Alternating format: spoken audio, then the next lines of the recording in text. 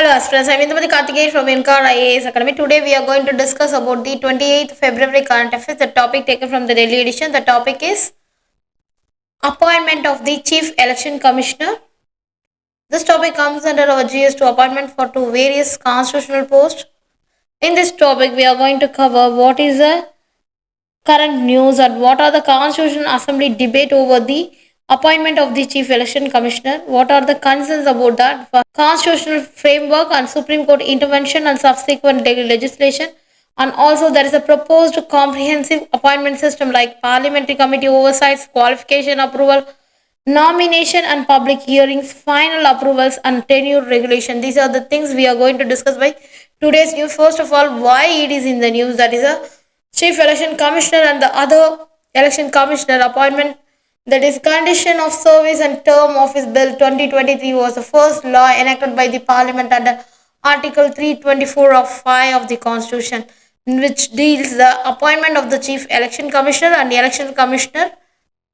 This law was made to respond to the Supreme Court of India that March 2023, that according to which CAC and EC should be appointed on the basis of the recommendation made by a higher power like committee comprising of Prime Minister, opposition leader in the Lok Sabha and Chief Justice of India. This was to be an interim measure until the Parliament made a law to this subject. So this is a concern today. First of all, there is a concern surrounding the appointment and functioning of the Chief Election Commissioner and Election Commissioner that raise a serious question and potential bias and impartiality in the electoral process. First of all, there is a Constitutional Assembly that debates on the appointment of the election commissioner. First of all, there is during the deliberation of the Constituent Assembly, there is a need of the independent elected body that articulate with the clarity, and also there is a Shiban Lal Saxena.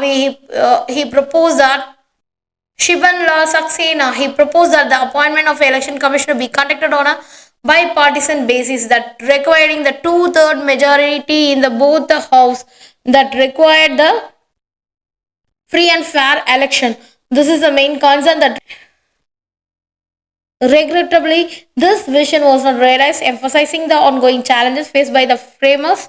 The constitution is establishing the unbiased electoral framework that concerns about these bias. First of all, there is a constitutional framework, that is article 324 of 2 of the Indian Constitution, which empowers the president to appoint chief election commissioner and election commissioner based on legislation made by the parliament. And also there is a no such legislation has been enacted which lead the appointment being made solely on the advice of the executive. So the Supreme Court intervention and subsequent legislation, that is a March 2023, the Supreme Court issued a directive to stating that the appointment of the CEC and ECC should be based on the advice of the committee that consisting of Prime Minister, the leader of the opposition, and also Chief Justice of India.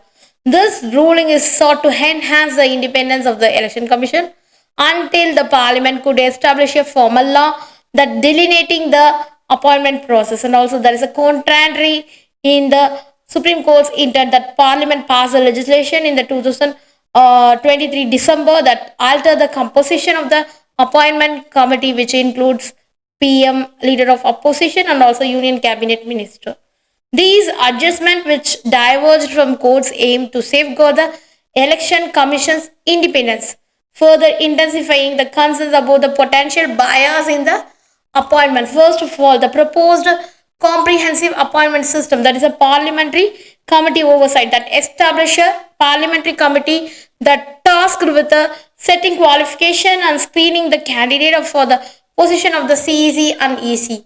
And the second thing is qualification approval, that is a require the qualification for the candidate to be approved by a 2/3 majority in the parliament, which ensures a suitable individual are considered for these pivotal roles. And also there's a nomination and public hearings, and the committee would invite the nomination, shortlist candidate, and also hold the public hearings to enhance the transparency and also the public trust.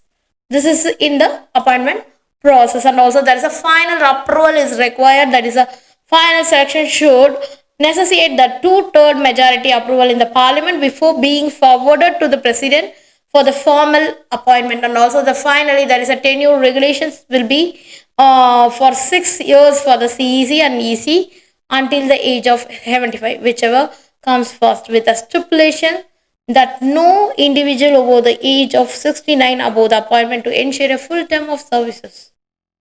While the implementation of this proposed process that may extend the timeline for the appointments, it is imperative and also reinforcing the democracy and ensuring the election commission operates with the requisite independence as underscored by the Supreme Court of India. That is a conclusion that in order to ensure that free and fair election in India, the transparent and also bipartisan appointment process for the election commission is essential. That approach will foster independence, enhance public trust, and align with the constitutional principle, thereby strengthening the democratic fabric of the nation. Thank you so much.